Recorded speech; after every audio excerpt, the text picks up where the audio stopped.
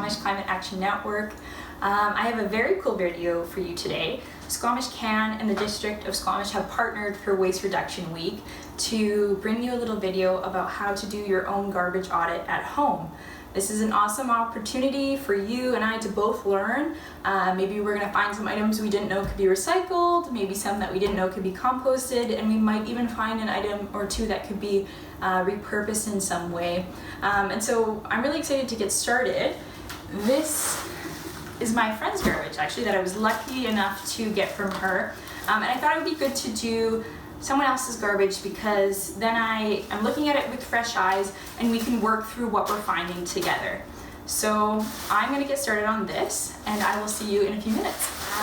What I've laid out are the items that I found in their garbage that are actually either recyclable or compostable. And so I want to walk through these items with you as quick as we can. But first I want you to notice something. Do you remember what the bag looked like when we first started?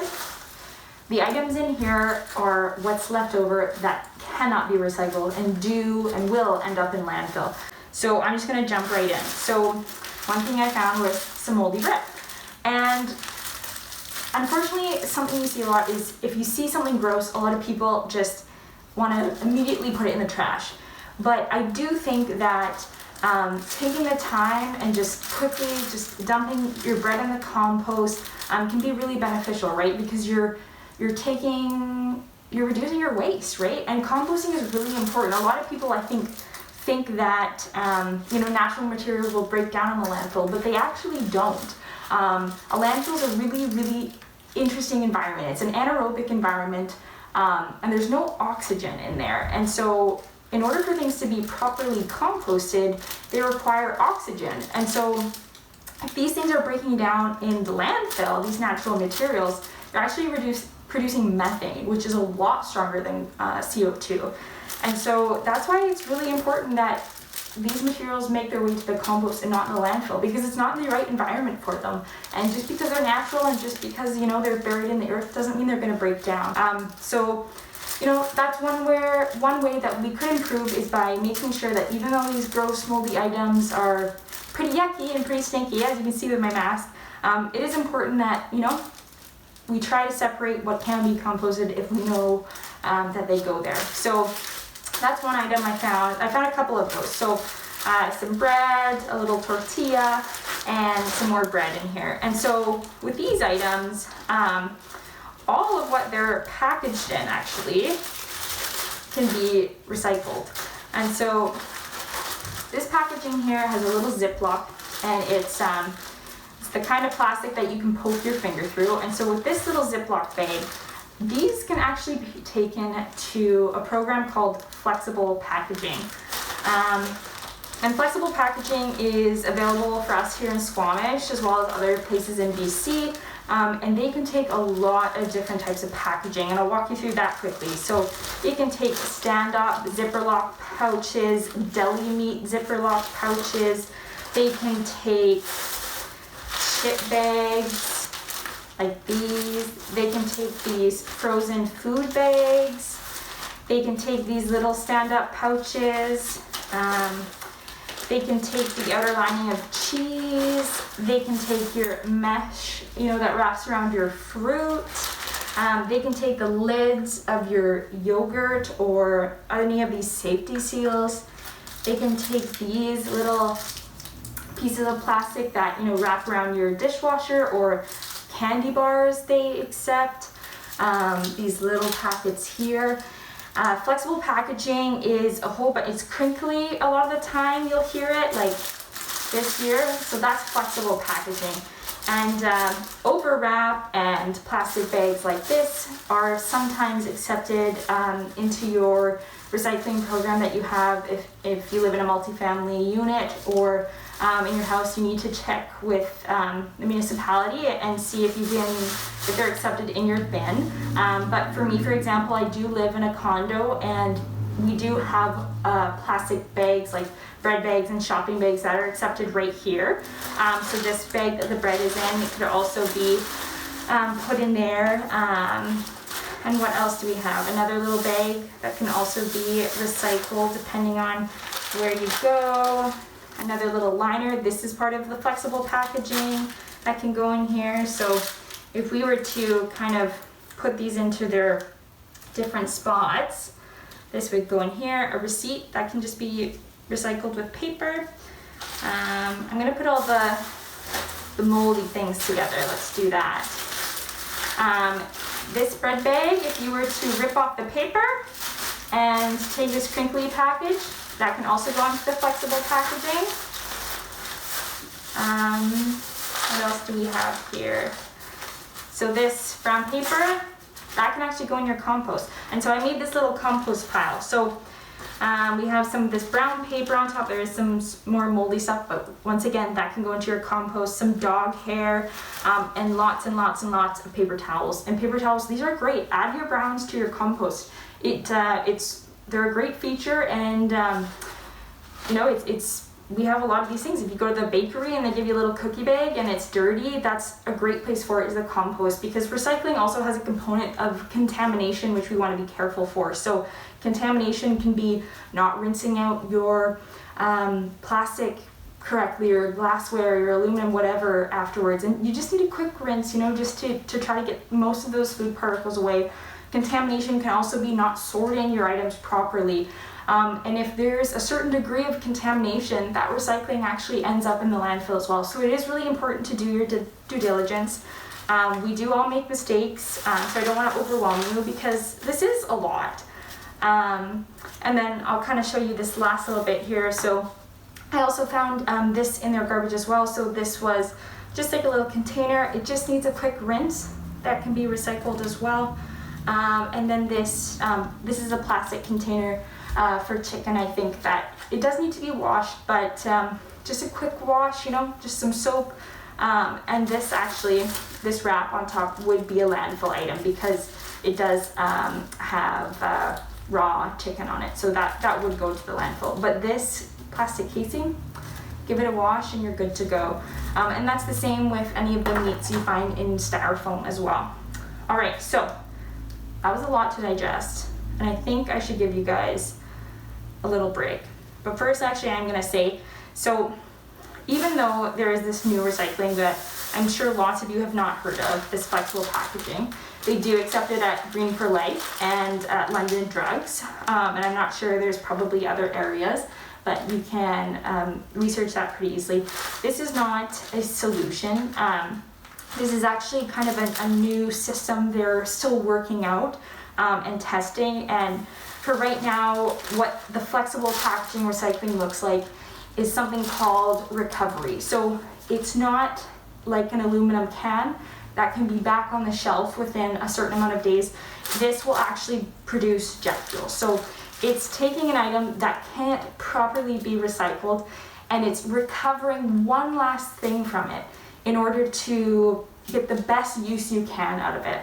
So I shouldn't even really call it recycling all, it's recovery. So it's just using these materials and trying to get one more thing out of them, instead of them going to the landfill and not being used really at all, except for a single use.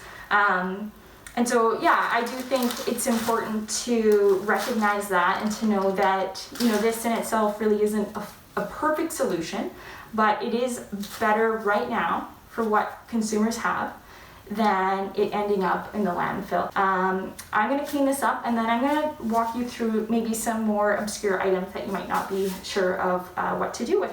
All right, so you can see I have some new items here, and let's just start off with, you know, reminding you of some of those trickier items that you might be unsure about. So remember, there's the flexible packaging, and this packaging you do have to collect yourself and drop off yourself.